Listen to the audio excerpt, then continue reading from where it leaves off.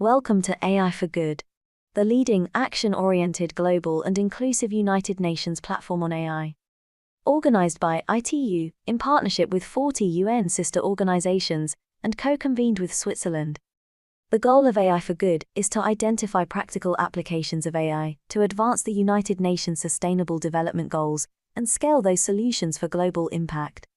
In today's session, we're counting on you to use the live video wall feature to ask questions and post comments to help create an engaging discussion. We encourage you to stay until the end, as we will hold a 30-minute networking session in the neural network. Here you can meet, ask questions to our distinguished speakers, connect, and chat with the AI for Good community. It is now time to kick off the session.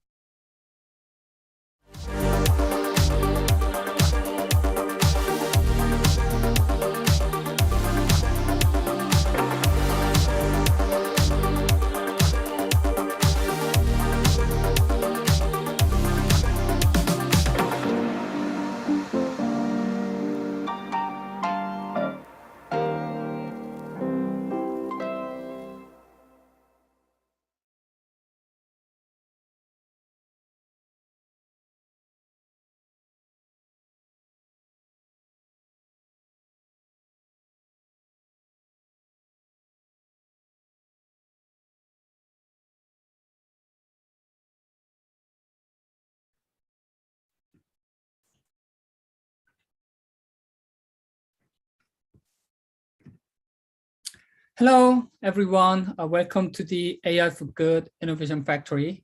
My name is Josh Choi from the ITU International Telecommunication Union. I'm very happy to moderate today's Innovation Factory session. The Innovation Factory is a program launched in 2020 under the flagship initiative AI for Good Global Summit.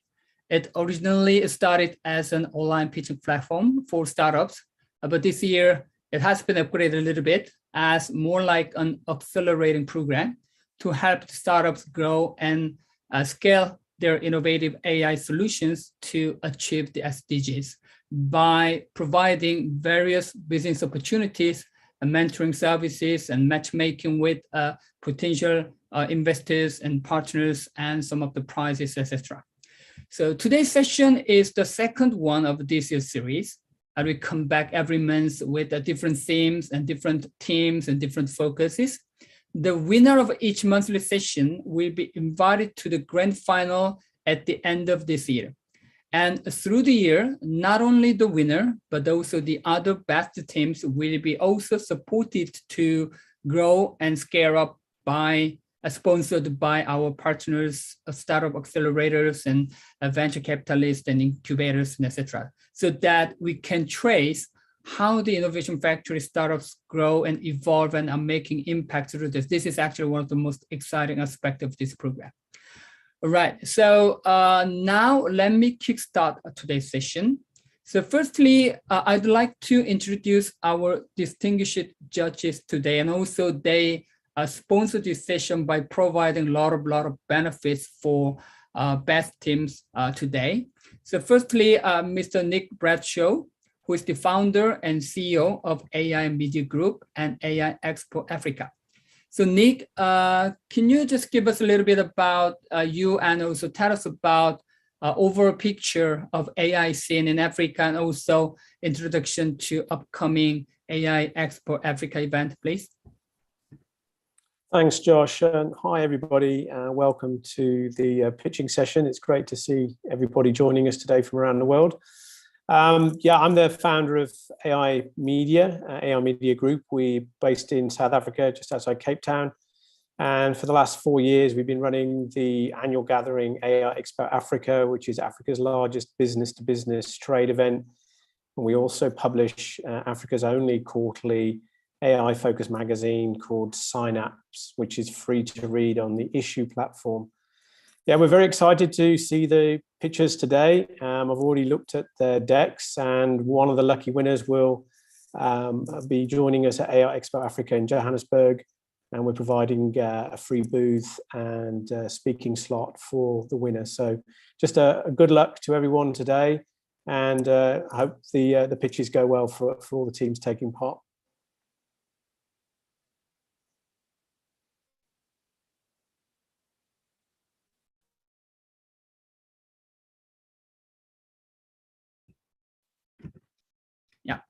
Did I mute? All right, okay. So thanks again, Nick, for your kind offer as well. Okay, so we are looking forward to seeing the winner of today's session at your event as well. All right, so secondly, let me introduce Ms. Melissa Tickle, who is the investment manager at FINCA Ventures, which is an impact investing firm based in the US. And FINCA Ventures heavily invested a lot in startups and especially innovative startups in Africa. So Melissa, can you tell us about FINCA Ventures and your contributions to Africa startup innovation ecosystem, what has been done, what to be done, and what to expect, and what to be improved, and etc. Great, thank you, Josh, and hello everyone, and thanks for having me. My name is Melissa Tickle. I'm an investment manager for FINCA Ventures, which is an early stage impact investor based in Washington, DC, but that invests across emerging markets with a focus on sub-Saharan Africa. We typically invest seed through Series A and can write checks between 100,000 to 500,000 as a co-investor in rounds.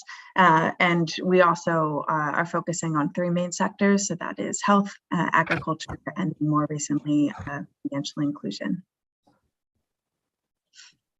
Great, thank you very much. And then we are very also happy to have you, especially because you are the expert in the Africa startup scene. So I think also this session will be a very interesting opportunity for both FINCA Ventures and also finalists, and I hope so.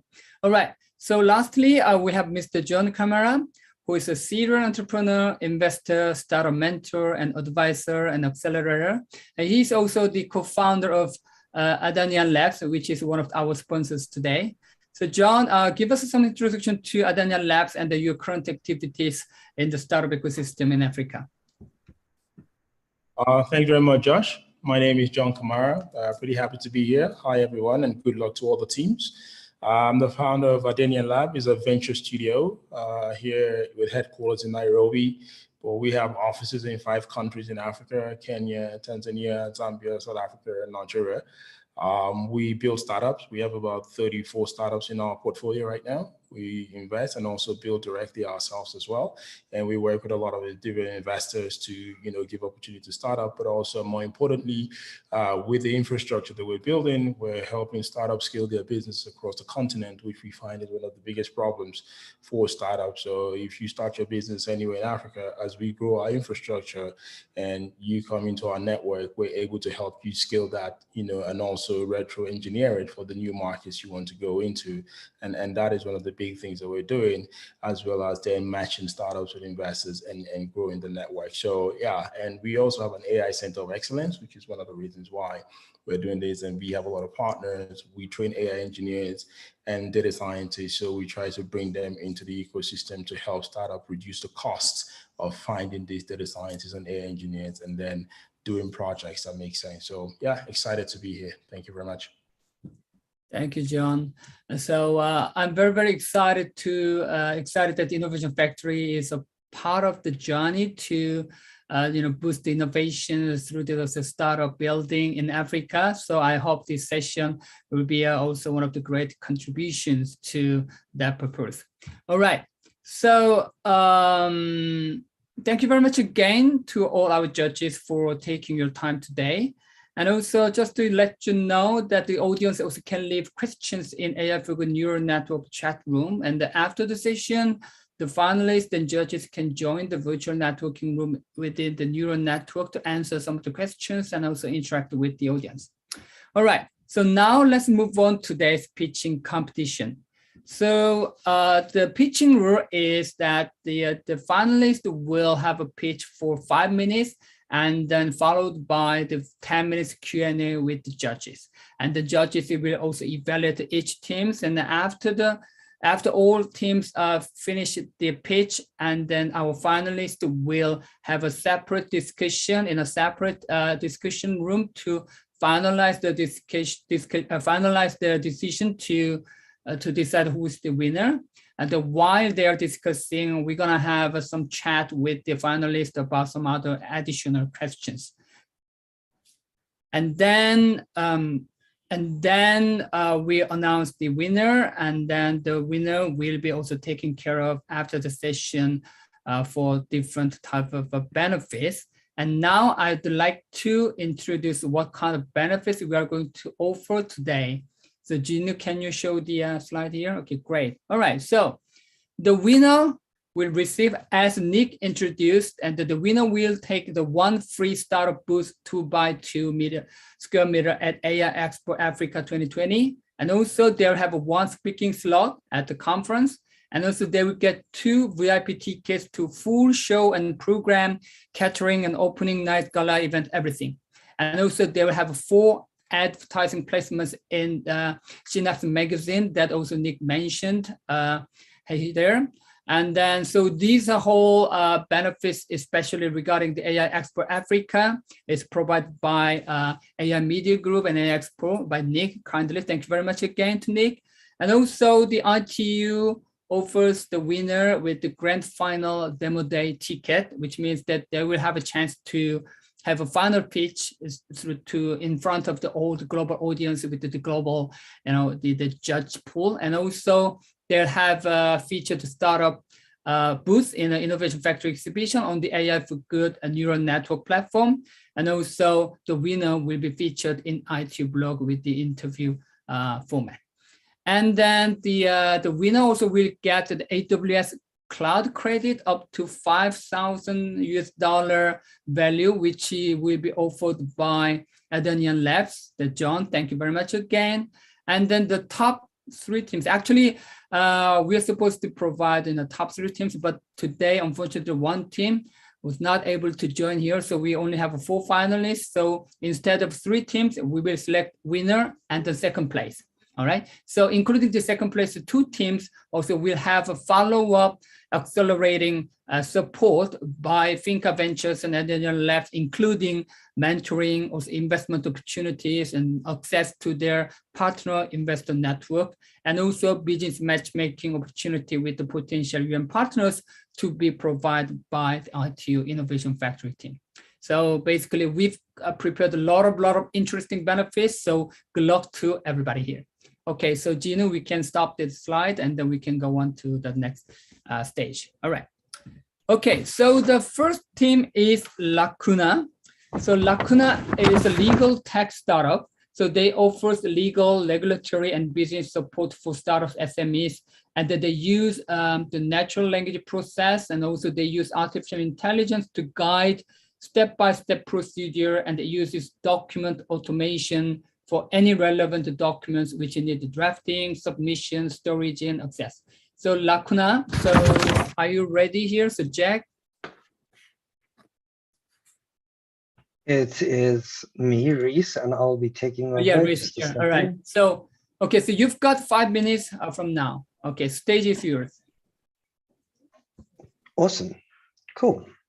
Hello, everyone. My name is Reese Chuddy, and I am the co-founder of Lacuna, and we are Africa's first end-to-end robo-legal advisor, utilizing AI from understanding through remediation to support the right to justice. At a glance, and here at Lacuna, we are simplifying legal and regulatory process to ensure compliance and unlock opportunities. Using AI, we empower SMEs, employees, and startup ecosystems through affordable and consistent tools, on-demand access, and understood communication, as well as access to legal professionals. We understand the industry-level pains that our users face, namely, the expensive barriers to entry on legal services, as well as the limited and centralized access to knowledge in the sector. We understand the understanding of legalese and legal language is a barrier to entry for many businesses. And finally, the nature of the systems that businesses are required to understand to operate in a compliant way. According to SME South Africa, 78% of startups interviewed within the nationwide survey indicated they required assistance in understanding the law and regulation, with a further 61% stating that they required business knowledge support. Extending on from this, 53% of SMEs interviewed believed that formal legal management and compliance were unattainable or did not understand what the needs were to be done to achieve legal management. and this is where we come in. Using AI to understand user queries, we deliver bots that provide simple, step-by-step guidance to legal processes, using low data and enabling multifaceted access. We provide a SaaS solution that accelerates access to legal regulation, management, and ongoing compliance to help SMEs and ecosystems ensure company formalization and management, corporate governance reporting, and employee management. The solutions framework utilizes data analytics, document automation, natural language processing, and decision-based bots to deliver the tool. Additionally, we have a community of legal practitioners who provide pro bono and fixed price support, empowering individuals through immediate access and remedy. We guide our users through the following journey. Through chatbot-driven communication, we build an understanding and analyze user needs via NLP and classification, after which we suggest a solution for them to walk through and process mapping to guide them through this journey. Within this journey, we collect data points and information via our conversation with the users to automatically draft, populate, and submit documents as per their scenario needs. Finally, we use all of this information to connect our users to warm body support, which are a group of trained legal professionals and paralegals. As a note to extend on this, we are currently working on a generative pre-trained transformer language model to aid user input interpretation, as well as the delivery of complex content. We take this application of our tools and create offerings to help reach our users' pain points. For SMEs, we offer automated step-by-step guidance towards business formalization, legal compliance, and corporate governance. We also further automate their document drafting based on the gathered conversation data, as Per just said. We also store these documents securely and add it to a business data room to help further investments later down the line. Step-by-step knowledge and instructional guidance on corporate governance, employee management, and supplier management are also part of our offerings. We extend this by proactively prompting legal and compliance health checks and risk assessments with recommended outputs. We extend our offerings to ecosystems. We offer all of these tools via a cohort supporting structure, allowing organizations to facilitate the growth of SMEs. Our solution facilitates reporting structures that allow ecosystems to have oversight on their impact and engage with their supported SMEs, as well as health assessments to understand their progress. We've also created systems that allow ecosystem owners to gain super user privileges to help manage the businesses that they are supporting. We currently have over more than 40 SMEs that have utilized our solution and more than 120 pre-signups. We have an array of ecosystems and organizations that we are partnered with to offer our service to as many in-need SMEs as possible. Our team and our leadership particularly combines 30 years of legal authority and experience, 6 years of software development, and 10 years of impact-driven business building. Most notably of these includes our head of legal, Colleen Channels, who authored the South Africa's Paralegal Manual. In closing, thank you for your time, and I hope you can see value and potential impact in what we're building. Thank you very much. And then you're very much on time. Thanks a lot for your timing. Okay, so now it's question time. So John, Nick, Melissa, would you like to? Okay, so Melissa, you can start. Sure, thanks, Josh. And thank you, Reese.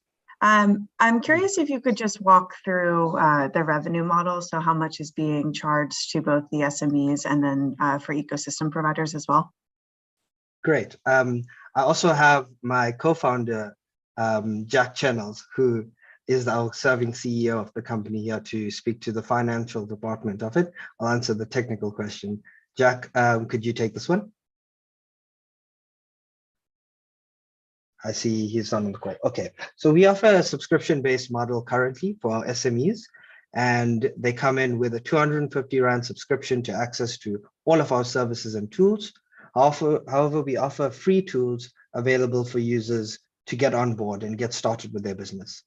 From an ecosystem and organizational perspective, we offer multiple options tailored to the particular type of ecosystem, ranging from ecosystems recommending SMEs joining our platform and then having oversight on them, as well as further allowing them to supplement fully their subsidiary SMEs paying for the platform. There are an array of alternative options that we facilitate, particularly to each ecosystem organization. Got it. Thank Sweet. you. It seems Jack is connected. Jack, if you'd like to add on towards our revenue model and the way our subscription works, you're more than welcome to.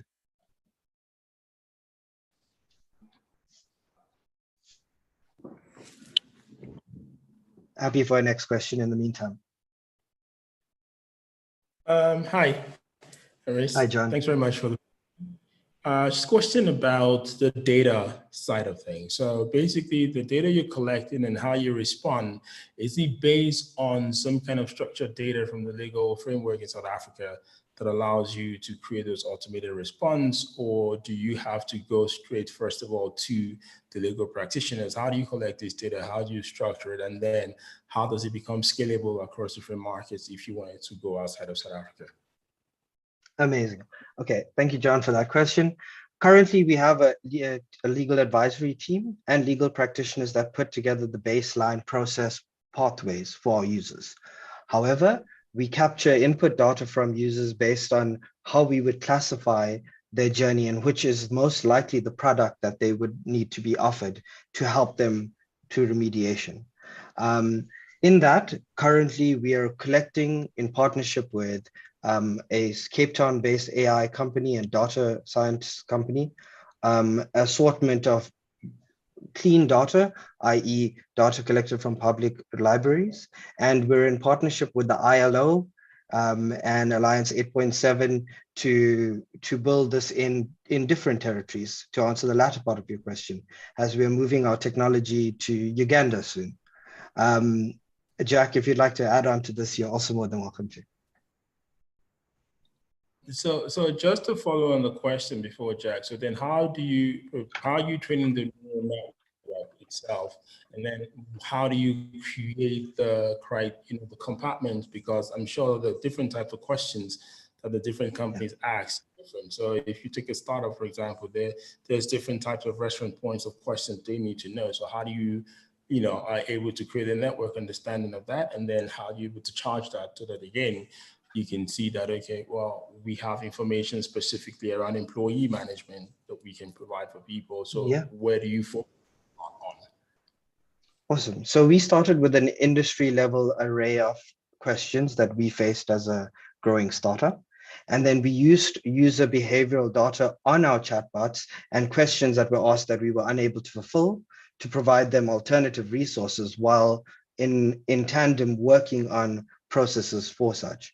We used all of those inputs and worked it into solutions like Dialogue for in our original prototyping to help classify where these questions were most served in our product list. So then last question before I won't take up too much. So what technology do you use the most? So in terms of your training your models, are they based around Python, R? What is your preferred form of technology and how you expect to scale that? Awesome. So our technology is currently using Python and R. We're using GPT-J and leveraging that to retrain it in partnership with a Cape Town AI company. And our data collection process is still in the early stages of it. Our MVP of our solution is completely available to the public right now. However, components of it are still in development. Cool, thank you. Just one question from me. In terms of the NLP model, the language engine, what languages have you got the application working for thus far? Currently, we're only piloting in English. However, our goal is to expand to other sub-Saharan African languages, and we're in the process of collecting that data. We have come to realize some of the pain points in it is understanding the colloquial expressions within the language itself. So breaking that down is just access to linguistic specialists and categorizing that data. So very early stages in it. Okay, thank you. All right, so is there any more questions? We've got just maybe 2 or 3 minutes, so perhaps one question can be covered, if any, from judges. Not really? Oh yeah, I can ask another question. So for the trained legal professionals that you work with, are they actual employees of Lacuna, or are they acting more as consultants? So we have a multifaceted structure within this, Melissa. We have both partnerships with paralegal organizations of South Africa, where we try and facilitate whether the case and the scenario that users are facing can be supported by a paralegal. And if not, then we pass that over to a professional legal organization that is in partnership with us, i.e. they handle cases directly from us. However, they are not in-house lawyers as yet. Our goal is to eventually build a ubiquitous system that allows these cases to be managed by any legal fraternity member. However, that's still in the developmental stages of case collection and etc.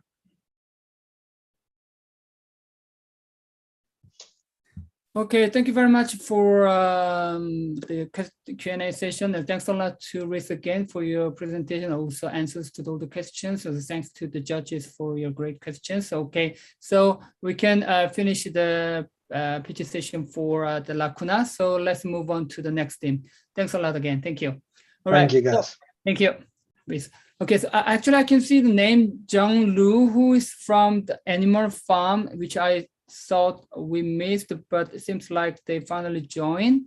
So John, can you open your video and then share your slide? Are you ready for a pitch? You are on mute. You are mute. There we go. Sorry. Hi, everyone.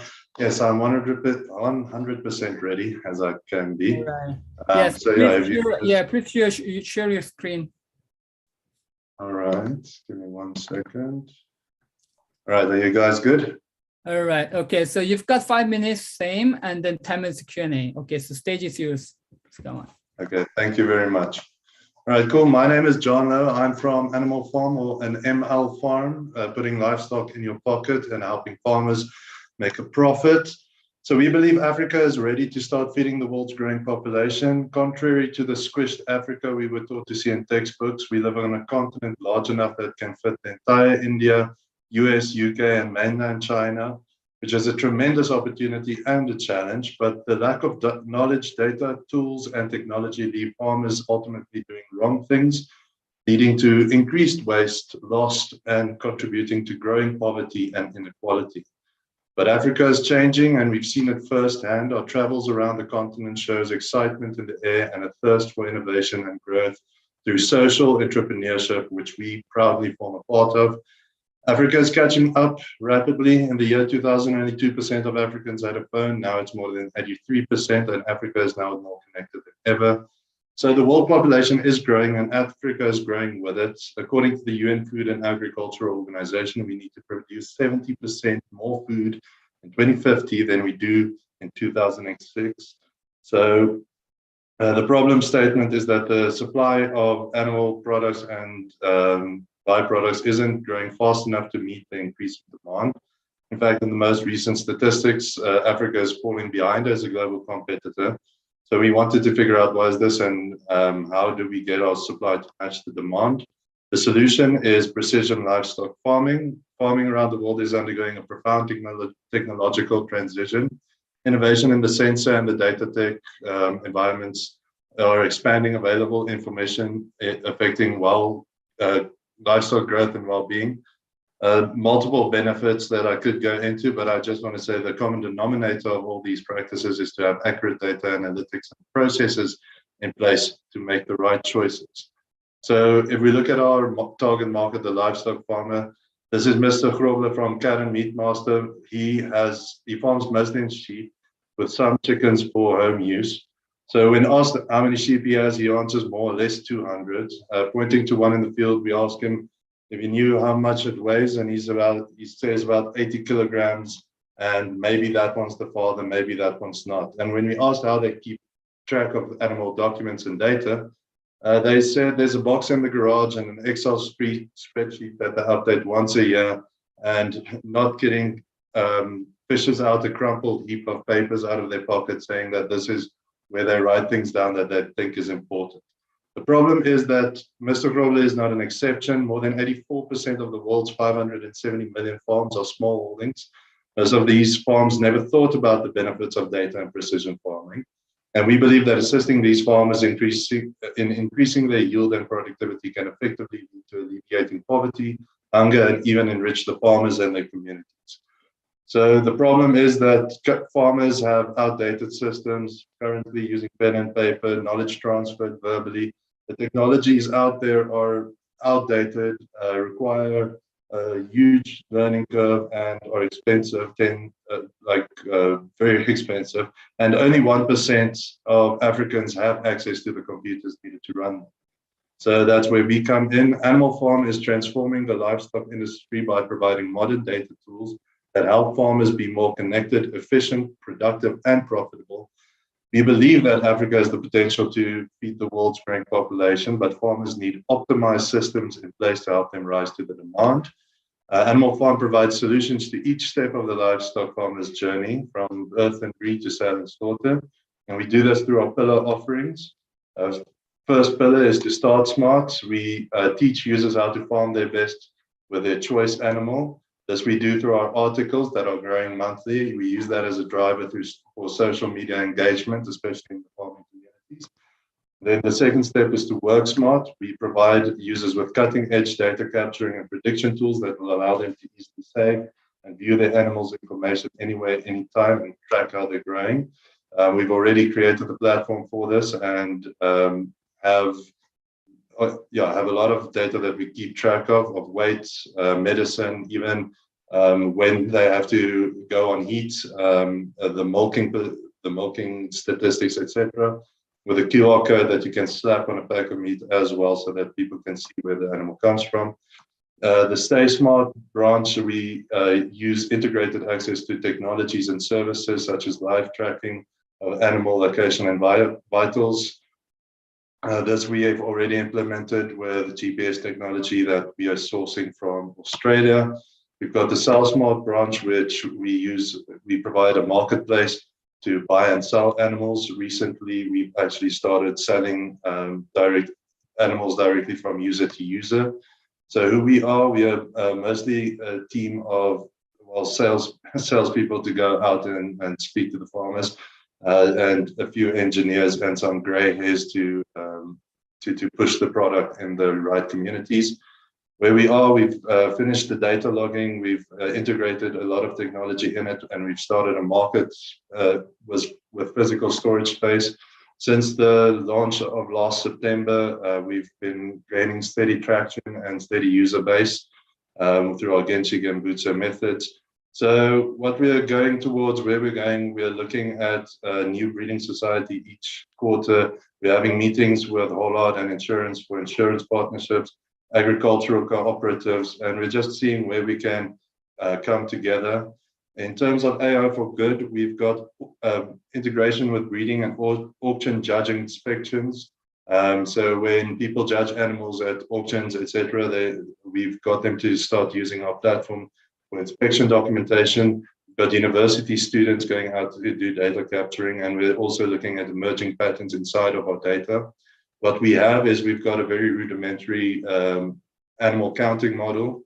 We've got a weight estimation model that's in the part that we are busy training at the moment.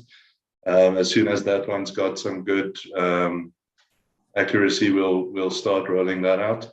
And in the future, what we want to move towards is to be able to predict sickness, predict future value of the animal, and do baseline comparisons to make sure that people are purchasing the right thing. So that's us. We've got videos on the slides. I'll send the slides after I see we missed it because we were in the field this weekend. Mostly around the awards that we won. But yeah, please follow us on our Facebook, on our Instagram, and just check out the website if you guys want. But yeah, that's all from my side. I will now be taking questions. Let's see. Okay, thanks, John, for your presentation. Thank you very much. Okay, so let's quickly move to the Q&A session. So yeah, so you can finish your screen slide, John. Yeah, all right. Okay, so John, you can start. Thanks very much, Ian, for that information. Just one question. I just wanted to know what level of data you capture, especially on the farm and with the animals at the current moment, and what is the structure on which you capture that data, and what kind of outputs are you seeing right at the minute? Okay, so we use a scalable data model using Firebase as the back end and the Firestore so that we can scale our data or scale our environment as our data needs increase. So it's a NoSQL type of backend environment. We use our application as the main capturing point. We've got a lot of information from farmers using the actual application. However, it takes too much time to actually go through that data and sanitize it and make sure it's actually usable, valuable information that we've since scrapped the idea of using the user information, and we are now preferring to actually use our own gathered information, which we are in the process of. We have got, with image recognition, it requires a lot of data. So we haven't yet reached that threshold where the amount of images captured has become useful for the accuracy. So there's still a lot of work that needs to be done in terms of that. However, with our integration with the judging and the auction houses, we're looking that this is going to increase by quite a bit, especially if we do it per quarter, that we can integrate more auction houses, because those people get thousands of animals through each month. So that's going to alleviate our data capturing process quite a bit. So yeah, at the moment, we've got thousands of images, but the amount of usefulness of that corpus, I can't say has yet come to fruition.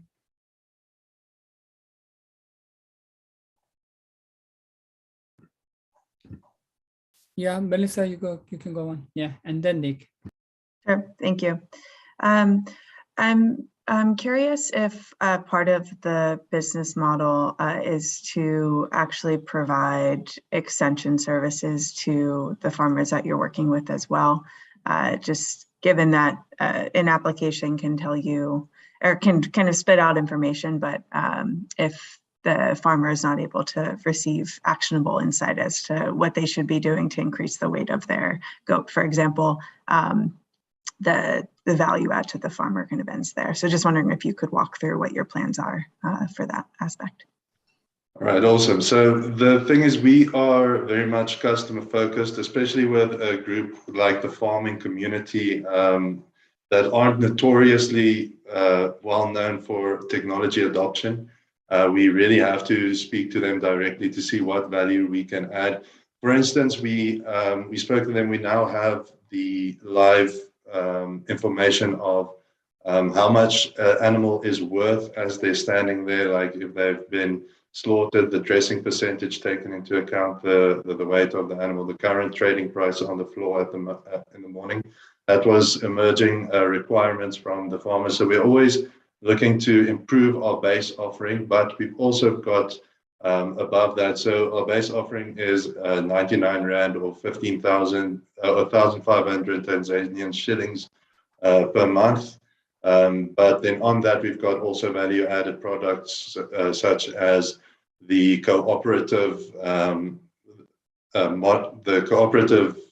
package that's now coming in, that's going to allow farmers to manage the contracts of their employees on the farm. That's usually a huge expense and can lead to a lot of overhead on the farmer side. something that they spoke to us. So everything we do use a lean methodology to make sure that everything that we add to the product actually is evaluated and comes back as, is this actually useful? Has this actually been making us more adding value to the farmer and adding value back to the company? So we are always expanding our offerings in correlation to what the farmers want. And to your point, one of the things that we do look at is reporting. Reporting is in the pipeline as well. But first, we are having conversations to what farmers want in the report. So it's one thing to send an email, and then another thing to not have them send it straight to the spam folder.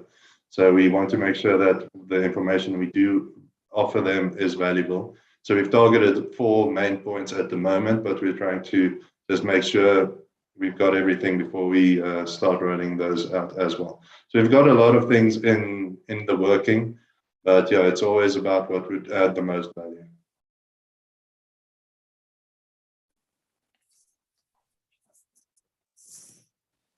Are you done there, Melissa? Yes, I am. Thanks, Nick. Thanks. Just a quick clarification on the sort of AI component. Is that just on the vision side for the recognition, animal recognition, or do you just want to expand on the AI component? Yeah, so it's a multi-label classification basically, and that's basically, so the recognition was one way for us to make sure that we've got enough data to say, okay, this is 94% sheep. But then going beyond that, seeing that okay, this one is a meat master sheep, this one is a dormer, this one is this breed, and same thing with cattle. And then going beyond that, is this cattle, how much does this cattle weigh? There's a few classifications on that, and basically, classification comes down to regression at the end of the day. But yeah, at the end of the day, we want to know that, is this a 100 kilogram Bosmara cattle, and what would that then fetch in the marketplace? So we classify to what is useful. I think the most useful is, yes, the classification of the breed and the weight.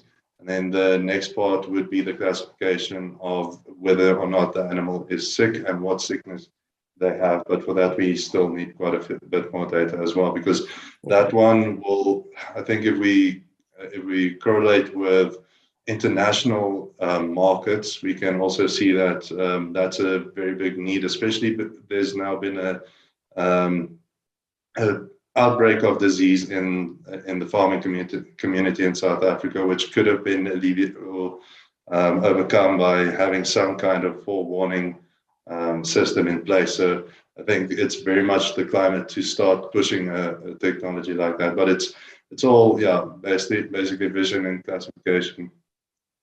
And you guys are doing all that in-house? You're not using a third party to help on the development of that? Well, the thing is, we use Google Vision at the moment because it's the easiest way to experiment and see what works and what doesn't work. You can export it using the ONNX models to be used in your TensorFlow JS or your ML5 or whatever framework you're using on the front end, because basically this is going back out to the user. So we are seeing what would be the best way to optimize for most phone systems as well. But yeah, we're just trying to get the base model up and running and out there. So we have a pipeline where we run the algorithm once a month or once a week if we can, if there's a lot of new data. Then we upload that new model and have the client devices download it locally if they can, and then run it there. But yeah, that's basically where we are at the moment. It's the easiest way to deploy for us until we've got defined systems that we know this is what we're going to require, because we're very much in a very fluent state with our coding at most times, just trying to see where it would be easiest for them to interact with the software and what's the information, what is the best way for us to sanitize the data, build the data, and get it back out to them. But the main that question was really, it's an in-house team. It's you guys doing the development, even though you're using third-party tools and platforms. Yeah. Okay. Thank you. Okay, thanks a lot to everybody for a great Q&A, and then thank you very much again, John, for your excellent presentation and answers, and so good luck to you. Okay, right, so let's quickly move to the third team. Yeah, thank you very much again. All right, the third team is Pango. So we have Lillian, who's the founder of Pango here. So Pango is a personal finance and robo-advisory application for the unbanked people. And also it enables users to manage their finances and also get personalized financial advices and recommendations. So Lillian, are you ready? Yes. Yes, so yeah, share your screen and then go on, and you have 5 minutes again.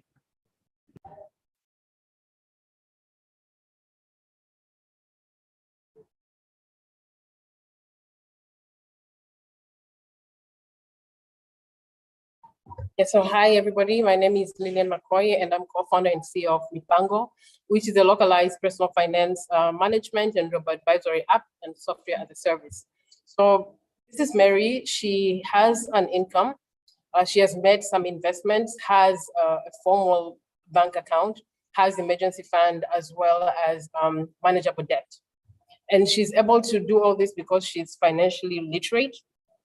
And with this, she has aspirations to take a loan to grow her business, as well as finance her personal goals. On the other hand, we have Maria, similar brackets, 27 years old.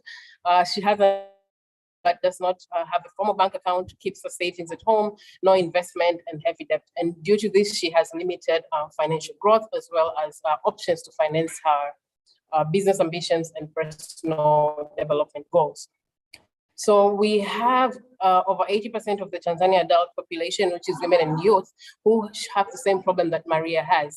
And the problem is caused by low financial literacy, poor spending habit, in access to financial resources, as well as heavy debt.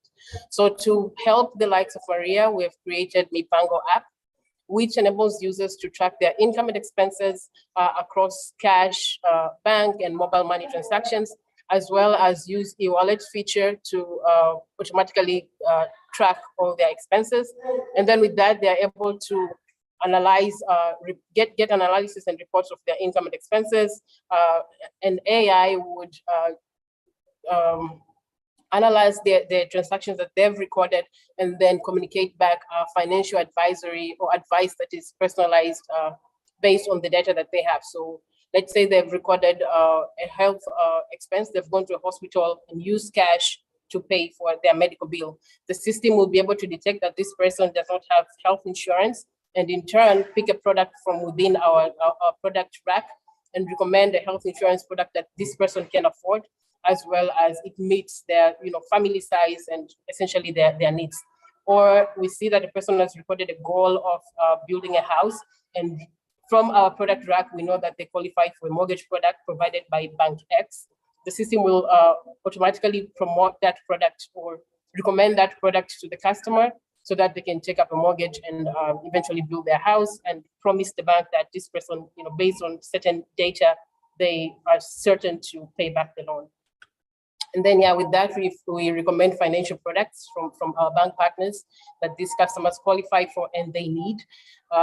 We also link them to investment opportunities that fit their financial literacy level, as well as their income, and personalized financial education content. All of this is available in mobile application for individual users, the unbanked, as well as software for banks, where they can pick features that they want us to customize for their bank application that they're already in the market.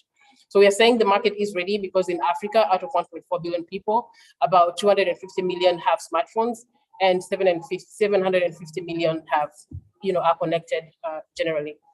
In Tanzania, out of 60 million people, 19 million are smartphone users, again, because our application needs a smartphone, as well as 35 million use mobile money and 8 million are banked.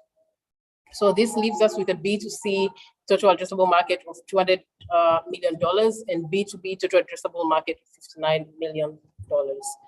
We launched our pilot in July 2020, and to date, we are able to organically activate over 10,000 users, and we have formed a partnership with the leading bank locally in Tanzania, CRDB Bank, which now enables us to launch the e-wallet feature, as well as the financial advisory aspect of the product, again, because we are not a registered bank, or neither do we have a bank license. And then B2B, we are in negotiations again with the same CRDB Bank to pilot our software once it's fully developed, and this will give us access to over 3 million customers. So the competition, there are similar apps already in the market, but we offer more than tracking income and expenses.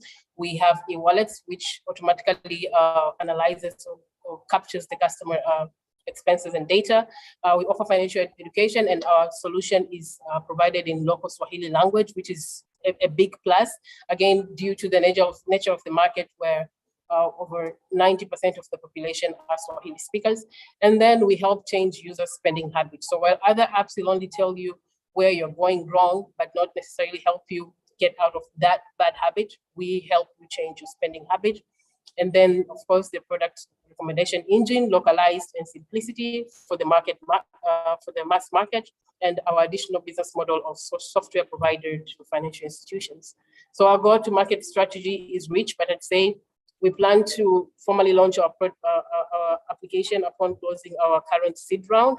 And then, we really rely on digital campaigns to reach our goals, but we do have different strategies and channels for our journey as captured here. Lillian, 30 seconds left. Okay, business model is B2C and B2B. We are currently raising $750,000, and we have ambitions to grow into a local digital bank, but as well as create similar product, but application customized for farmers and SMEs. And our team has collectively over 10 years experience in FinTech for Africa, with a successful exit in a previous health insurance product. Yeah, thank you.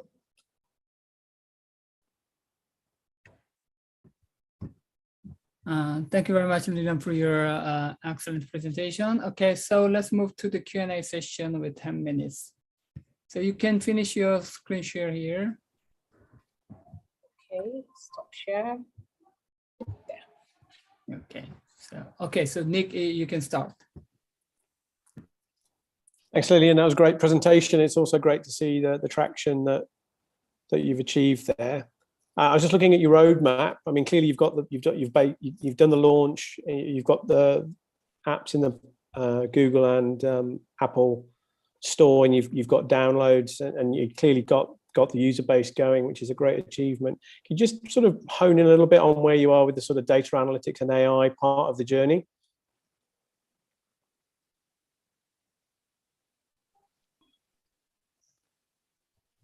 Oh, sorry, I lost you there. Can you say that again? Do you want me to repeat the question? Sorry, did you? Okay. Yeah. So, Lillian, first of all, thanks. It was a great presentation, and great to see the traction that you've got there. You've launched the product, you've got users, which is a major achievement. Could you just hone in a little bit on the sort of data analytics and AI journey that you're on, and where you're at with that, and what the ambition is there? Okay, so right now we only enable users to get feedback based on the recorded transactions, and with that we use Laravel technology to make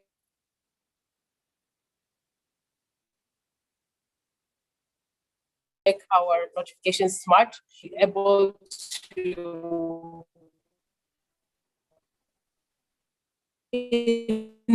real-time offer back financial. Did you get that? So I'm not, maybe my connection, but I didn't really hear any of that. Sorry. Does anyone else having that same problem? Josh? Yeah, I think that we have the kind of similar problem. So Lillian, perhaps you can turn off the camera. Perhaps it would make a better connection, because sometimes you're. Yeah. I'll turn mine off as well. Yeah, maybe you can just turn off the video and then go again. Right. Okay, so what we currently have right now, what is already in the market is smart notifications, which are powered by Laravel framework. But we are still working on making our notifications smarter using the actual AI functionalities, which NVIDIA is going to offer us in future. But yes, they've given us metrics to achieve before we can fully take up their software to not rely on Laravel framework, which we are working on right now. But yeah, what we currently have is just smart notifications, which basically analyzes the data. We've basically built if, so the system will see if you have, we will check if you have recorded a transaction, and this transaction, does it mean that you have a formal banking account or not? And if yes, this is the notification the system should send. If not, this is the notification that we should send. So just smart notifications for now, with aspirations to really take up the AI technologies that we need. And just to elaborate on that a little bit more. So, I mean, what are we talking? Chatbot, multiple languages, or what, can you just really talk about what those are? Chatbot. So right now it's just notifications that we're working on, smart notifications. And with smart notification, we have built. Okay, so we have created metrics. Let's say you have recorded a budget, and then the system will analyze out of the budget that you've created. It will check your income, and then against your income, it will advise as you. It will push notifications to advise you as you spend. So let's say you have set a budget of spending 20,000 per month on transport. So as you record your expenses for transport on a daily basis, the system will check the amount you have spent so far versus the budget that you have set for yourself, and again against the number of days that are left for you to consume that budget. So let's say 30 days, which is a month. So it will again advise you, pushback notifications, which says for you to live within your set budget for transport, you have to cut down your expenses from $5 per day to $1 per day. So an example like that.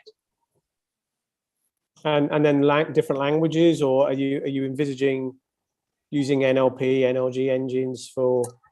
Oh, okay. So sorry, Nick. I'm not a tech person. I come from the business side. So yeah. Okay. Sorry. All right. Thanks. Yeah, Melissa, you can go on. Yeah. Sure. Thank you for the presentation. Quick one is the, I guess, currently and then kind of future revenue model, will the users themselves be paying for the application, or are they just paying for transaction costs, or the financial products that they end up purchasing or signing up through the application?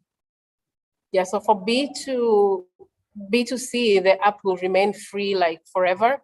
But we monetize through serving ads, the transaction fees, loans, products that we will be launching in partnership with the bank, as well as sales commission for products that we recommend to our customers. So free to end users forever.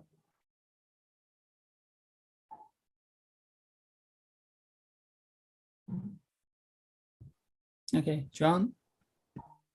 Thanks very much for the presentation. I think just one thing from my side was the data you collect. So it's the users that enter the data themselves, and are you connected to any form of integration to do an audit trail on that data of how the person's spending or what it is that they're doing? Yeah, so the MVP that's currently live, the users have to record their data. But we already, we are soon launching an SMS scrapping capability, which will pick expenses from, bank expenses made through bank transactions as well as mobile money, and automatically updates the system. But also the partnership with CRDB will also give us access to the users' bank transactions and automatically track them, but also update the dashboard, but also the e-wallet functionality, which we are really, aggressively working on, where users are encouraged to spend from our wallet, which gives us, 360 view or 100% capturing of data without relying them to fill the data manually. But as open banking takes up in Tanzania, still open banking is not a thing here. But as soon as that happens, then we will be able to automatically pick data from mobile money transactions and bank transactions, as it happens in more mature markets. And just one last question then, in terms of the data, both now in the future, are you thinking about the structure of how, because you're collecting so many data sets, some structured because users are entering it themselves, and some are going to be unstructured as well because you're scrapping. Have you thought about the scalability model and the type of AI models you want to build on top of your platform?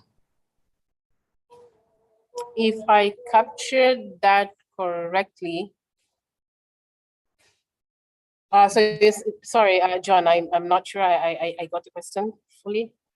I'm just asking around the data structure currently. How do you manage the level of data that's coming in from, especially collecting all these data points and the unstructured nature of it? What is your plan to create structured data for you to actually build AI models on top of what you have? Okay, so our workaround with the fact that open banking is not a thing here yet, and banks can't provide us APIs to capture the data. Our workaround is e-wallets. So with e-wallets, we will have structured data coming in, but the interim solution is the unstructured model, where we work with SMS scrapping and users manually filling in their data. But even with open banking coming in, or e-wallets, we will still be forced to capture unstructured data, although we try to structure it as much as possible through categorization. Again, knowing that this market is 80% cash-based market, we still have to, rely on users filling in their transactions from, from cash purchases and payments that they received. So we have try to structure our data collection as much as possible, and we keep improving that as we move. But yeah, I don't see a time where we won't be capturing manual data at all, based on the cash economy that Tanzania is operating on.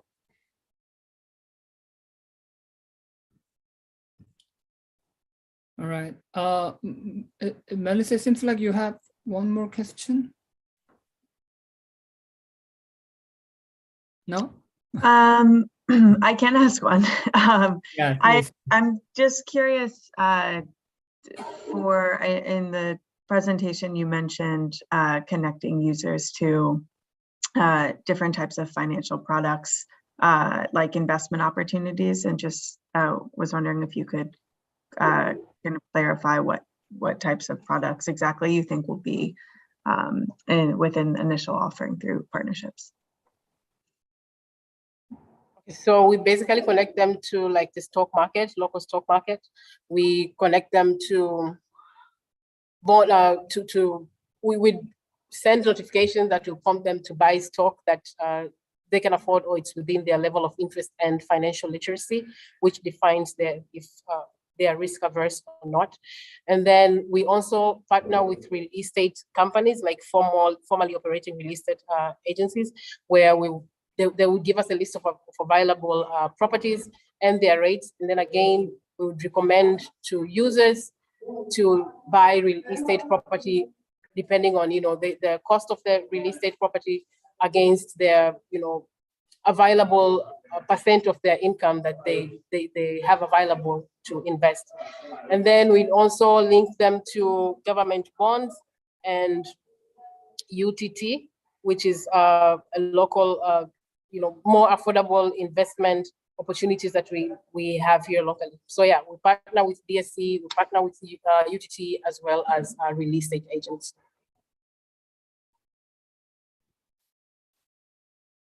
Okay, so it seems like we finished the Q&A. So as the time is running out, so let me quickly move to the next team. So Lilian, thank you very much again for your presentation. It's a great Q&A session, and thanks a lot, and good luck to you.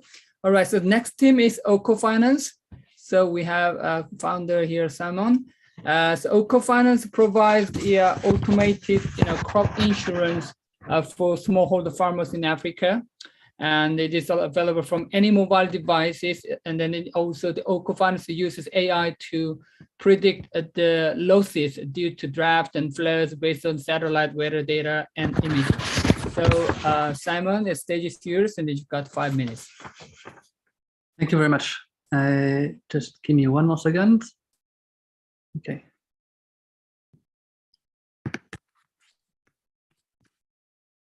All right. Sane, here on the right, is one of Oco's 10,000 customers. He's a 28-year-old farmer in Mali who grows rice on a plot of land of 2 hectares. Now, if it doesn't rain, by the end of this week, Sane could lose all his harvest, all the revenue that him and his family are counting on for the next 6 months. You think this is unfair? Well, it is a situation for the largest part of the world population. 500 million families globally live from unirrigated agriculture. Thankfully for Sane, he's insured with Oco. Oco provides affordable weather insurance to protect farmers from financial distress and is accessible anywhere, at any time, from any mobile phone. So what's the problem? Why are these farmers still uninsured? The thing is, traditional crop insurance were never designed for these smallholder farmers. Sending an agent on site to verify the extent of the damages is not scalable. On top of that, how do you sell to someone like Sane, who lives far from any city, has no bank account, and never received financial education? Oco, on the contrary, offers insurance that is fully automated, paperless, affordable, and accessible even if you don't have a bank account. This works from any phone, even without internet connectivity, as you can see here. So how do we do that? It's very simple. First, farmers dial a short code to connect with us and receive a personalized quote. Next, farmers pay a small premium through mobile money and start to be covered. Third, Oco uses satellite data to monitor the fields. And if we identify that the field has been affected by adverse weather, we automatically compensate farmers with a financial compensation. The beautiful thing is that with 2 seasons per year and 500 million farms in need for such a solution, this is not only a social problem, it's a huge business opportunity. We estimate it's about $17 billion opportunity just waiting to be taken. We started our operations in Mali, where we, in 2020, where we trained and equipped a team of agents, like you can see on screen, who went to meet farmers and educate them about insurance. 2 years later, we're already covering 17,000 hectares of land, making us the largest crop insurance in the country. We paid also $170,000 in claims, which makes, which proves that the model is working. Our business model is simple. We take a commission from the revenues that we generate from the partnering insurance company. We partner with local insurance companies who underwrite the product, and we pay the claims. We at Oco, we design the product, we distribute it, and we collect premiums on behalf of the insurance company.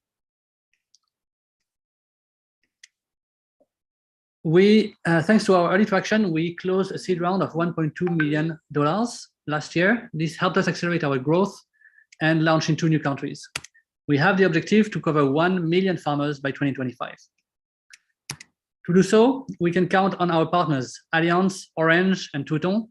We can leverage the Pan-African footprint to enter many African markets.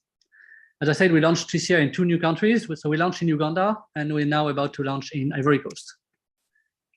We are the best. We're the best position to scale up because we provide an end-to-end solution. Now look at the amazing team that we've put together to overcome this challenge. Our CTO, Sherzad, comes from the One Acre Fund. Raphael, our head of products, comes from one of the leading reinsurers. And Ferdinand and I worked for Bima, which became, in the past few years, the world leader in life and health microinsurance. To sum up, Oco can unlock a $17 billion opportunity for insurance companies. We can serve the need felt by billions of people around the world and provide mobile operators with a relevant service that takes full advantage of their mobile money services. We now invite you to join us in this adventure because we know that with the right partners, we can develop the most impactful insurance product ever created. Thank you. Thank you very much, Simon, for your really punctual presentation. Thanks a lot. It's a really, really long time. All right, so quickly move to the Q&A. So who will be the first? Anyone turn on the camera will be the first.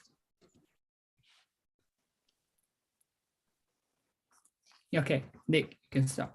And John and hi, Simon. Great presentation, and great to see the traction that you've got. I mean, clearly, I've come across a couple of companies that are looking at helping farmers with crops, crop yields, disease recognition, those kinds of things. But I don't think any of them are using satellite information. They're using drones or much lower level kind of technologies. Do you want to expand a little bit on, maybe, I think because we were sent your full deck rather than your 5-minute deck. You talk about the monitoring side of it, the big data analytics side of it, and the fintech side of it. Do you want to, for everyone's benefit, can you dive into some of the tech side of it, how you're using AI, for example, sure, etc. All right. So the great chance that we have today is that there is available historical data coming from satellites that were sent in space about 35 years ago. So we look at the data of mostly rainfall, but we can also use temperature, humidity, etc. We look at this data for the past 35 years. And then we look at the droughts and the floods that happened, and also, if we can, when we can, the yield data that is available. So we compute all this and we try to find the correlation between the rainfall, for example, level and the loss in yield. That way we can identify how often the farmers were affected and price the product very precisely for every location. We don't only set the price, but we also set the triggers. So what kind of triggers we need to use, which represent a loss of yield of more than 15%. So yeah, that's the data analysis and some of the artificial intelligence that we use. So we run scripts on R to calculate these triggers and the price for every location. We also take into account topology, so how far the location is from a water body, how high the location is in elevation. That's more for the flood part, to make sure that we don't only take into account the intensity of rain, but also how it affects this specific part of the land.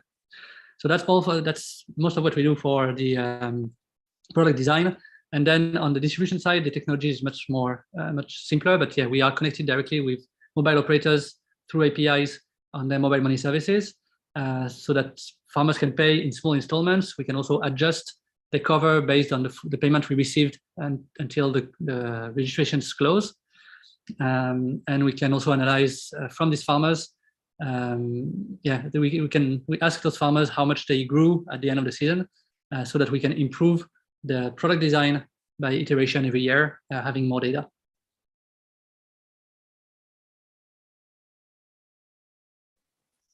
Sorry, I was on mute there. Thanks a lot, Simon. Cheers. You're welcome. Okay, John. Hi, Simon. Thanks very much for the short, quick presentation, Claire. Just a quick question. How accurate is the geospatial data that you use in correlation with the real life events on the ground, and also the pictorial data to actually understand the geostatistics of each particular farm? Just a thought. So we have to deal with a limitation, which is that farmers don't have mapping of the fields.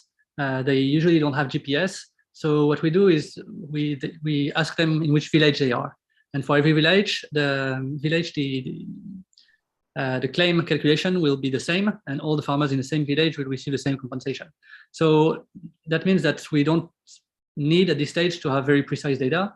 We work with, I think, one data point for every 4 square kilometers, and sometimes we aggregate a few in a village to cover the whole village. So that's in terms of resolution.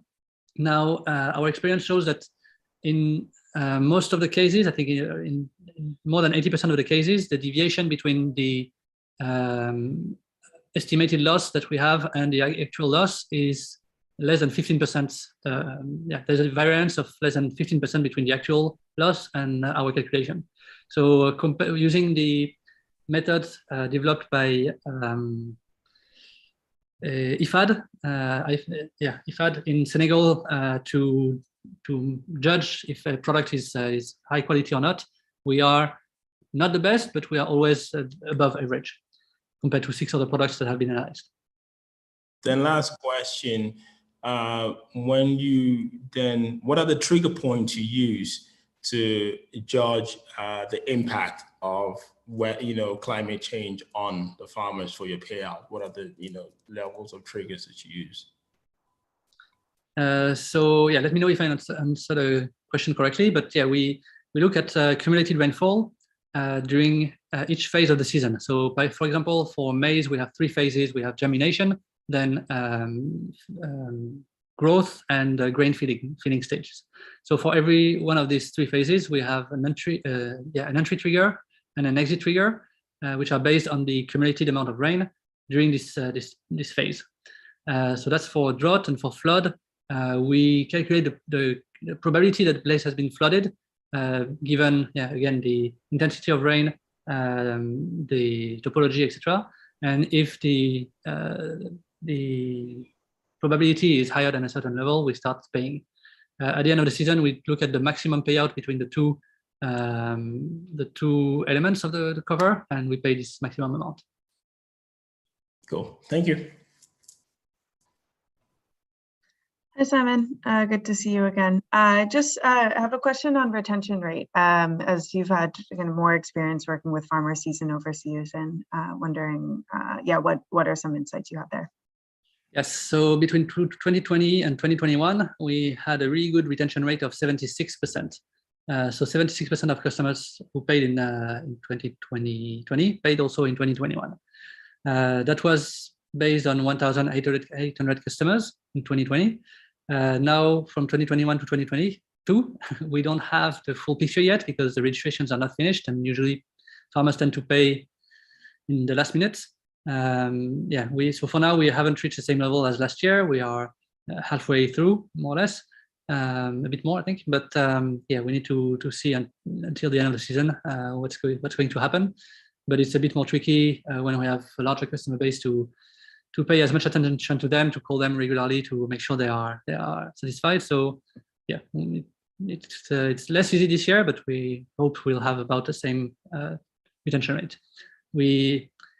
Mechanically speaking, we cannot have 100% retention rate anyway, because a lot of farmers have rotations. So if they grew cotton this year, they might grow rice next year, and we don't cover yet all the crops.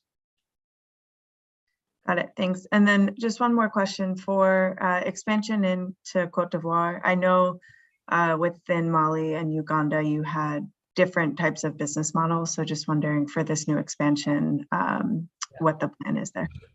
So we have the chance in Ivory Coast to have a very strong partner with us. It's Touton. They are in business of trading cocoa from Africa to Europe. So they can open us the door to 50,000 cocoa producers. So it's a bit of it's more like the Ugandan business model, where we have a corporate partner that can connect us with farmers and potentially help us with the transactions as well. So it's more of a B2B2C than a B2C like in Mali, where there are no large organizations that can connect us and give us data because the market is less structured.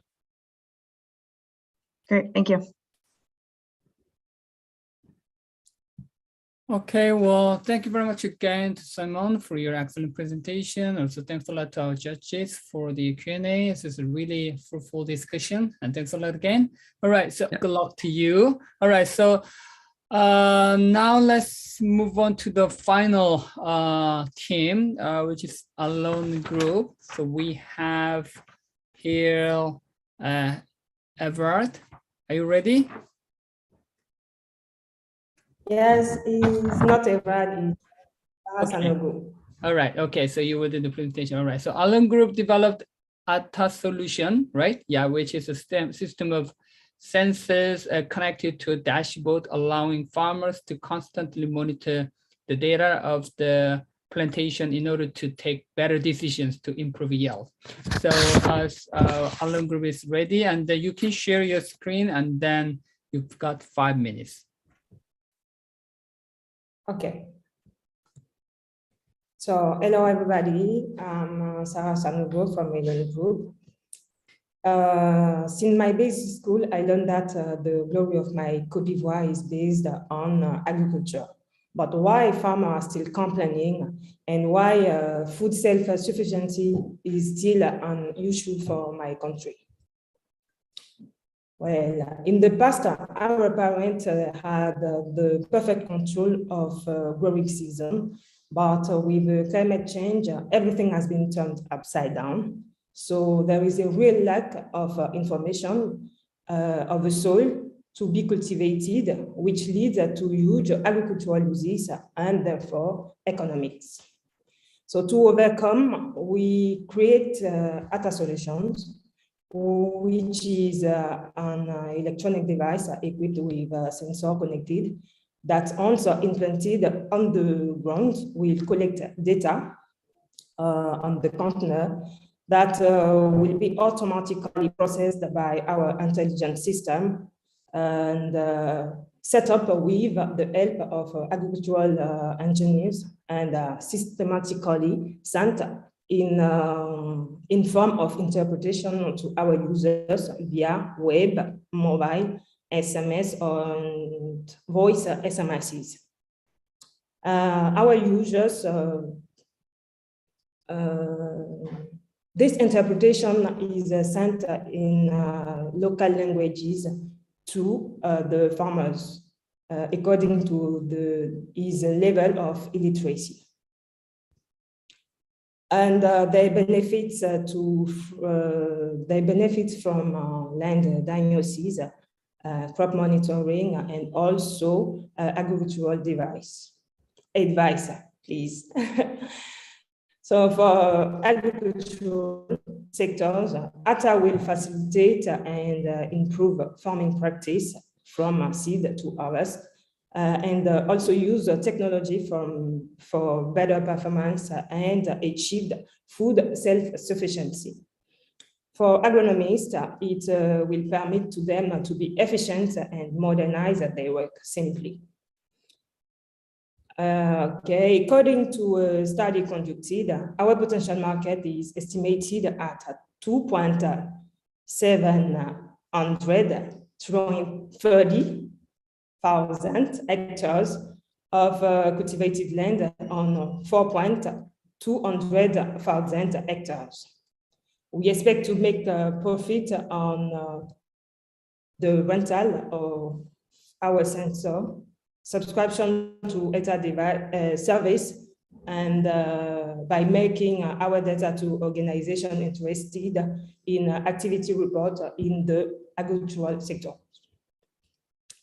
Today, our platform are completed, and we done also the first pilot phase in Atingue, located in the south of Ivory Coast.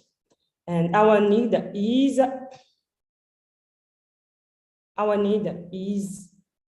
$70,000 over 2 years, 44% of which will be used to purchase sensors, 32% for working capital, and 23% operating expenses, and 1% to research and to improve the solutions. So we are naturally,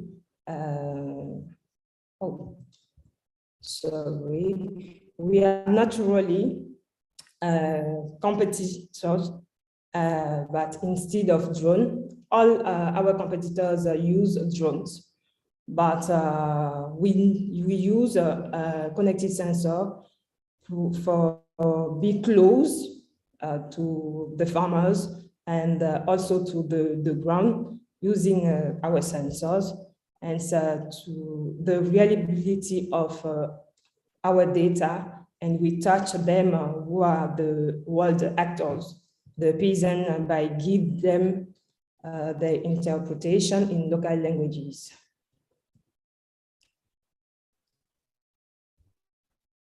So beyond data solution, we are five personalities from different backgrounds work for its full efficiency. And we have to notice that, let's remember one thing for all of the, beyond all technological advices, the health is the only wealth we will have to live. And let's take care of our health and develop our economic with data solutions. So thank you for your attention. Okay, well, thank you very much, Sarah. And then, okay, so you can stop your screen share here. All right, so let's move to the Q&A quickly.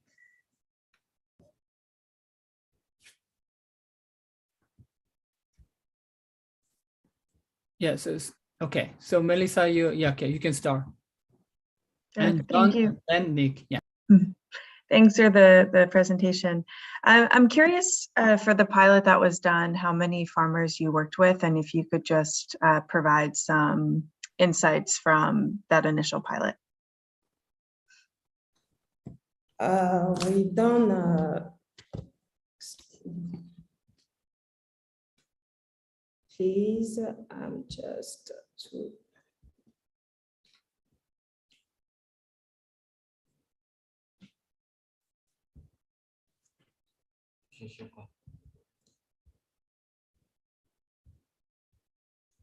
Okay, so we've done studies. We've done studies in the locality of Boaké to 100 farmers, and collect all their needs and propose them our solution. If our solution can be the most able for them to have to produce more and have more benefits. Got it. Thank you. Thank you. Thank you very much for the presentation. Just one quick question. What is the cost of the IoT devices and to you, and how do you manage this? How would you manage the scale of the IoT devices? What is the cost of the IoT device and how do you manage that, the scale? Our solution is le prix du capteur. One point, I just have the price in CIFA. 1.500 CIFA. How much that is in dollars? Dollars. Let me see in dollars.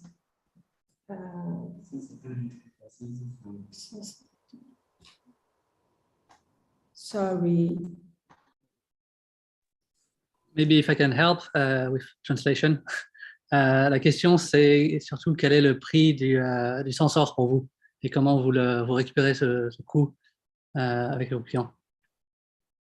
Exactement. J'ai juste donné le prix en CFA, donc je vais maintenant donner en dollars. En dollars, c'est $242. Oui, je ne sais pas français, je comprends. Merci. In dollars?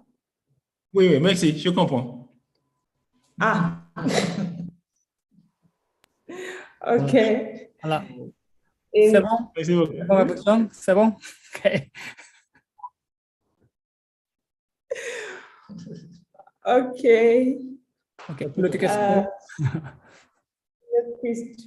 Another question. Yeah, John, you finished it? Okay, so Nick, you can go on, and then if Melissa and John have additional question, you can have a little bit more time. Yeah, so Nick, please go on. Yeah. Thanks very much for the presentation, guys. I mean, it was very interesting. A couple of questions. The unit that you have at the field, is it self-contained? Does it have its own power? Is it solar powered? I'm just trying to get a feel for. You just put it in the ground and then it's completely self-contained. There's no wires. You don't have to connect to power.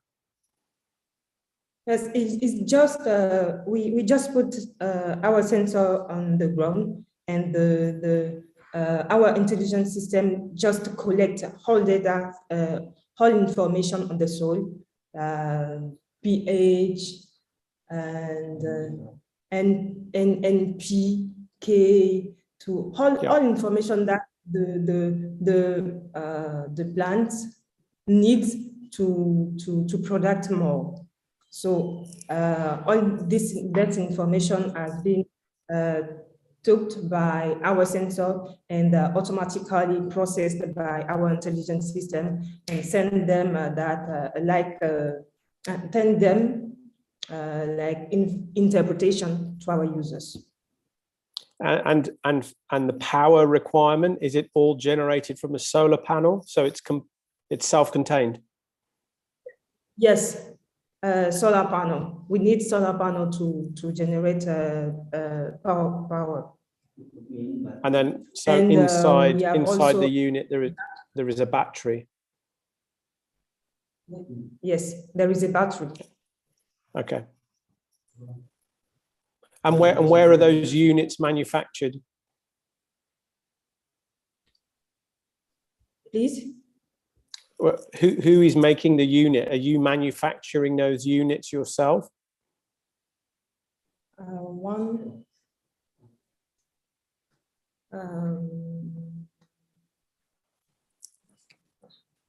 don't know whether Simon can translate my question.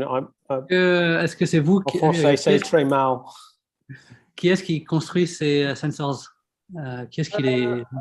Nous, on monte plutôt, on conçoit le capteur, on monte ici, mais les équipements, le capteur même est acheté. Les équipements, nous achetons les équipements. So on achète les équipements et lorsqu'on a les équipements, nous-mêmes on fait le montage du capteur. Voilà. Ainsi que le traitement du logiciel. Ouais, le traitement du logiciel, c'est nous qui l'avons. Yeah, so they buy the parts and they assemble the sensors themselves. Okay. Thank you, Simon. Thank you, guys. Thank you. Right. So any more question? No? All right. So thank you very much. Merci de votre présentation. Même si c'était petit difficile pour vous de expliquer en anglais, but très bien.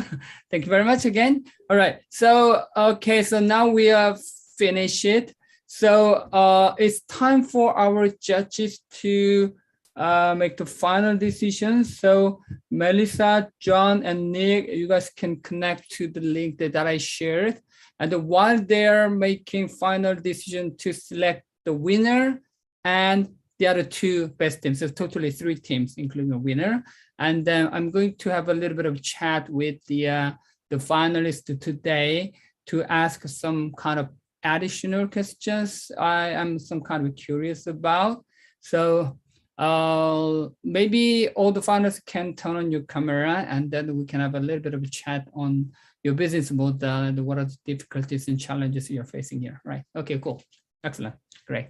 All right, so so basically as a UN agency, the ITU, and we are also very curious about what kind of really, business-oriented or technical or regulatory like challenges that you're facing, particularly by doing your business in your region. So we would like to hear your stories, and also if there's anything that as a United Nations to support and we'd like to know more about it. So maybe who can start?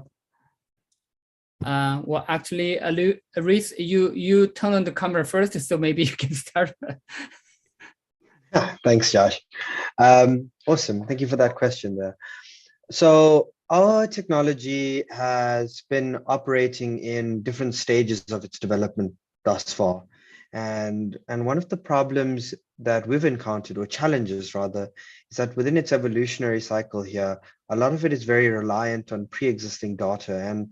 And often we find data sets that are quite tailored to Euro-Western audiences, as well as primarily English-centric.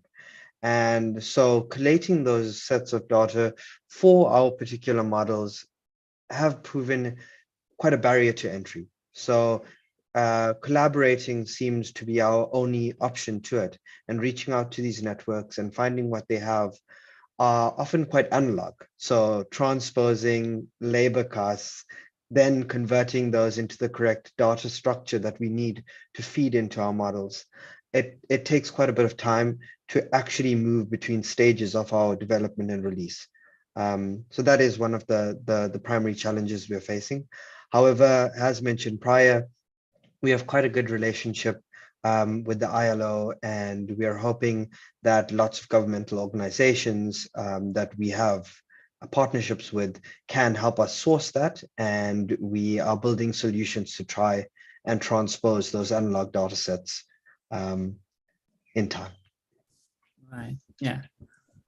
What about the other teams? I mean, yeah, I mean, depending on your interest, also you've got us also interesting other like challenges or interesting lessons you guys learned from your business. What about you, Lillian? You're also dealing with a lot of data, also financial transaction, everything, right? Yeah, but I would say the biggest challenge that we face in this market is access to developers, especially when you're trying to work with new technologies like AI, machine learning, big data. There's a big struggle there with getting the right developers to build what you envision or what you want. So yeah, our hopes is, I don't know if it's an initiative that should be done at the government level to develop more talent, so that there is enough supply of developers for innovators locally. But that's a huge challenge for us. I mean, you get a developer, work with them for a few months and they're out because they're in demand by various startups. And yeah, so for us, it's a lot of back and forth, sourcing a new team, etc. But with a stable CTO, it helps minimize the challenge a bit, where they're able to onboard the new teams each time you get them on. But yeah, I'd say for me, that's the biggest challenge. The second one is from the regulator's side is open banking. It's something that's not taken off in this market. So my hopes is regulators see the importance of that and introduce policies that would make these banks create APIs to enable innovations like ours to thrive in this market. What about you, Simon? Also, what do you also have a similar, like the financial regulation related, hurdles and tackles or something? Maybe I will start with the telecom regulation, because I think that's where ITU can help the most. It's always very difficult to obtain a USSD code, also to obtain a short code, to also get a free short code so that we are charged and not the users. So these are things that would help us a lot if we could have those more easily. But most of the time we have to go through aggregators or mobile operators who know the process and who have the relationship with the regulator. So it's quite difficult for a startup to have their own USSD shortcode and calling code, etc. Then in terms of regulation, there is a tax on insurance in Mali, at least. It depends on the countries, but yeah, that reduce the value for money that we can offer to the farmers. Although this should be incentivized because it's a good practice to insure your field. Today, it's more discouraged by having a high taxation on it, even higher than on alcohol and cigarettes. So that's a problem. I think these are the main issues we face today. Sometimes also with the insurance regulator, there is a certain margin that we can get on sales of insurance as an insurance agent.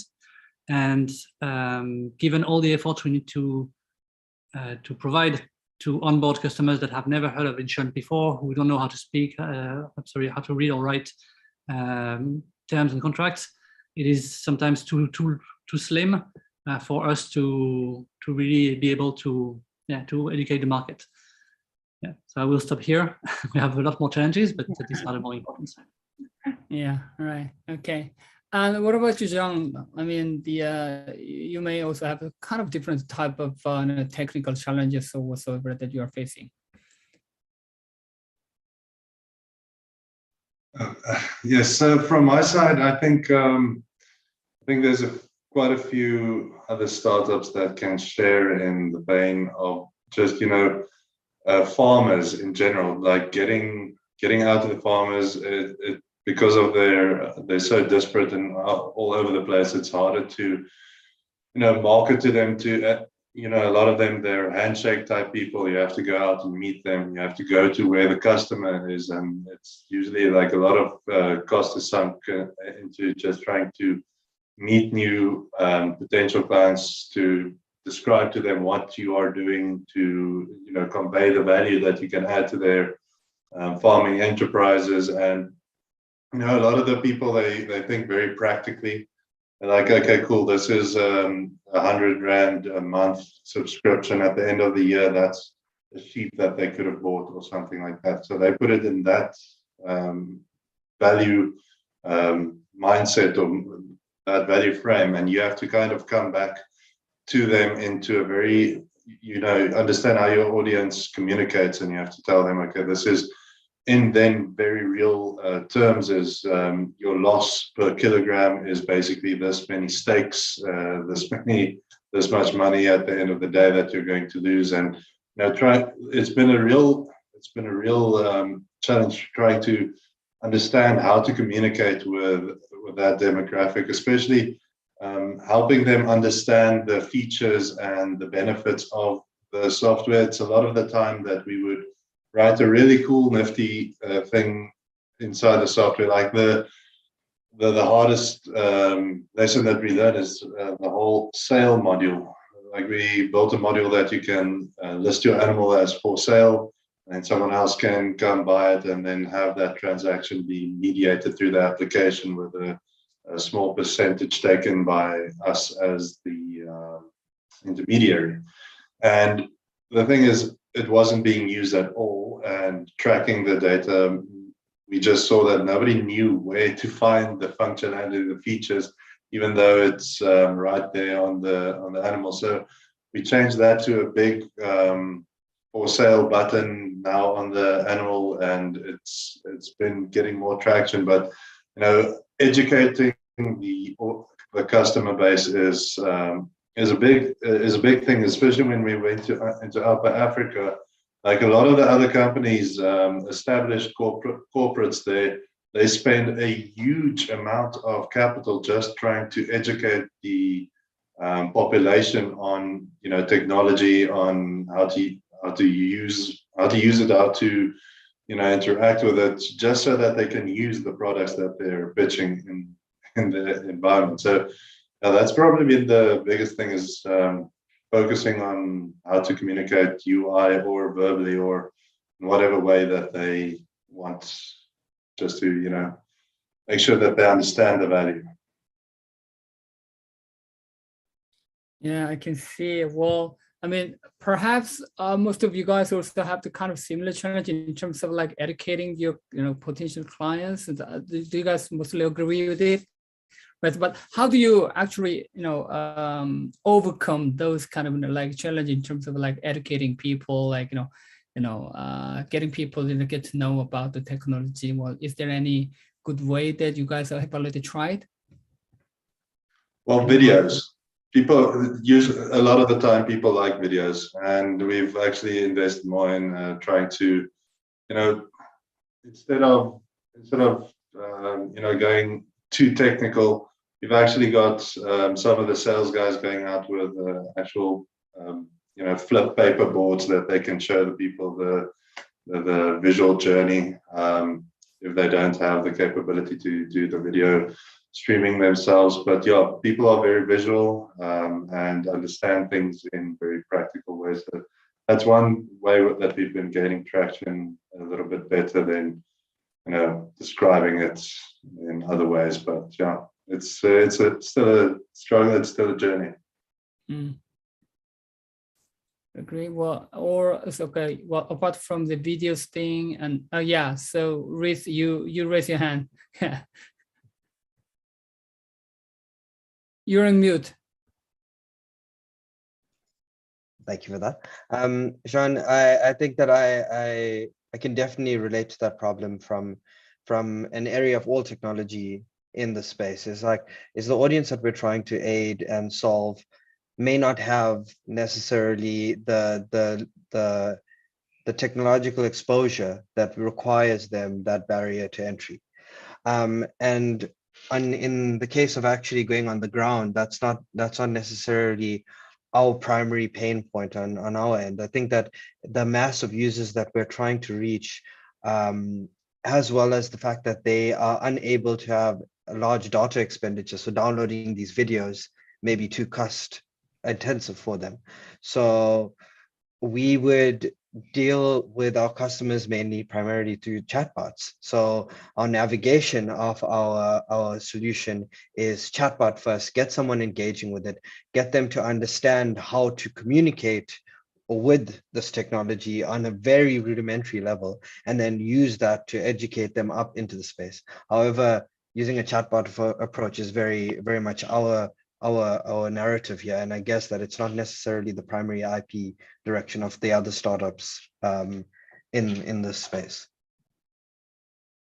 Yeah, actually, we went even one step further. So chatbots are a really good way to avoid having to increase your fixed cost to meet the farmers' needs. But in Mali, our end customers, they don't know how to read and write, or at least not in French, and the local language is not written with normal characters. So we even created a chatbot that sends not only the message in French, but also speaks a voice recording that says what's in the message in local language. We thought it would work really well, but still people don't go very far down the menu. They are discouraged pretty quickly. But yeah, voice messages are really important. When we send SMS, the customers call us back to ask us what is written in the SMS. So we started to send voice notes instead. It's more costly, it's more complicated, but it works better. All right. Okay. Well, I'm actually looking at our judges are actually discussing in a separated device there, and that they are having a really, really tough discussion, because all you guys work really great, and it's really tough job for them to decide who will be the really winner and then the second and third place. Okay, so well, I just push them to finish as soon as possible. Right. Okay. So just in addition to the question that I asked, I mean, these days also a lot of UN agencies are doing a lot of startup related projects. As you guys may know, like UNDP also has its own innovation program, like UNICEF that runs their own innovation fund, and also like the World Food Program, they have like accelerator program. Also ITU, as you can see, we're also trying to do something. So I mean, how much are you guys actually really familiar with this kind of UN-led programs? And are you guys, if you guys tried to apply for any other like UN-led program? I know Simon, you applied for some kind of SME award from ITU Telecom, right? So, but apart from them, is there any project you are interested in or applied for? Any experience? We're doing a project currently with UNCDF and UN Women in Mali to bridge the gap in insurance adoption. Yeah, so we have specific programs to reach more women and help them access insurance. Yeah, it's a small project, but we're quite happy to have this first experience with UNDP, UNCDF and UN Women, because it feels like, correct me if I'm wrong, but it feels like once you started working with these agencies, then you're more likely to be selected later on. Right. Yeah. How useful is it?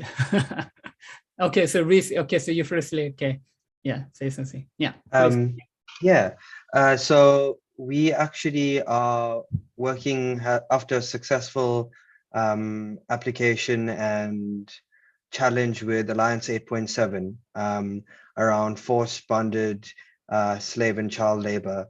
And we're one of the competition winners, and so working with the ILO on it. So that's the project which I was referencing previously. Anyone else? No. All right. Yeah. Okay. So yes, Lillian, please. Yeah. First thing from Tanzania, there's not much startup engagement with UN agencies as much. I see them doing lots of work with large corporates. We only have interacted with UNCDF for their research on financial inclusion projects and fintechs. But yeah, personally, I would love to get linked to, any resource that we can use to access these opportunities, not just at the country level, regional level, global level. I'd be happy to be educated on how we can access more of these.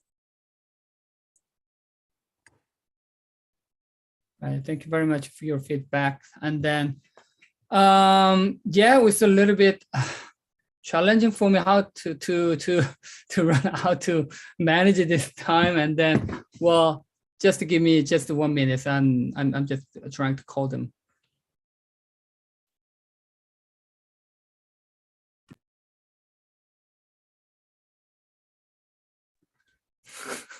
Exactly. Okay. So Nick and Melissa and John, I think you guys came back now here, right? Yeah, so we've been waiting for you. Wow. It must be a really tough decision for you guys, right? Okay, so, all right, so you guys have to firstly announce the winner of the audit session, and then the other two teams, you don't necessarily have to put second and third, and if you don't wish, right? So basically, the first a winner, and then just the other two best teams. That'll be fine. So who is going to announce? John, Nick, Melissa? Who? I'll do the announcement. All right, great. Thanks a lot. Okay, so please go on. So thanks very much, everyone. I think we had some really interesting pitches, and Pango, Oco, Lacuna, Animal Farm alone, really interesting stuff that everyone's doing.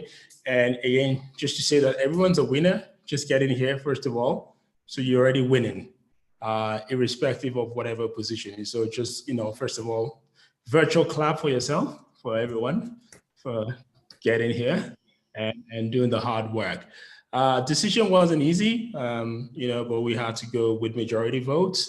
So the winner for this particular session and event with AI for Good is Oco Finance. Thank you very much. Very honored. Thank you. So, and great product and really exciting, and we really look forward to where we're going to go with that product. The second runner-up, which is number 3, goes to Lacuna.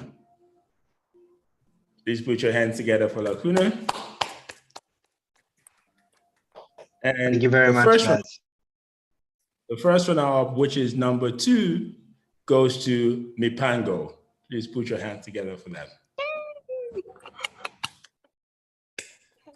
So just to recap, number 1, Oco Finance. Number 2, Pango. Number 3, Lacuna. Thank you very much, guys, for participating. Nick and Melissa, if you have anything to say. All right, thank you very much, especially to judges for making really, really hard decisions. And also congratulations to all our 3 teams, but also to the other 2 teams. This is great. And I definitely believe that you guys also will still have a lot of opportunities through the networks that you already built here, not only here, but also in AI neural network. I just introduced you guys. So, I mean, just keep going, moving on. And we definitely are interested in looking at you at the end of the year. And also would like to see how much you guys also grown up and scale up. This is a really, really great experience for all of us. All right, so for those who actually won the the cup, and then the second, third place, I will separately communicate with you about the next step, especially the offers that are sponsored by our partners today. And also you will have a lot of interesting opportunities with networking with this, the great judges here today. All right, so thank you very much to all of you, and thanks a lot to the audience for keep watching. It's already 2-hour sessions. It's really a bit far from the originally planned time. But anyway, it was a really interesting, exciting session, and then congratulations to all of you. And also, I believe you guys have to keep moving on, and then also keep in touch. All right, so now it's really time for us to say goodbye, and then wish you the best luck, and then we will keep in touch, and then see you next time. Bye-bye.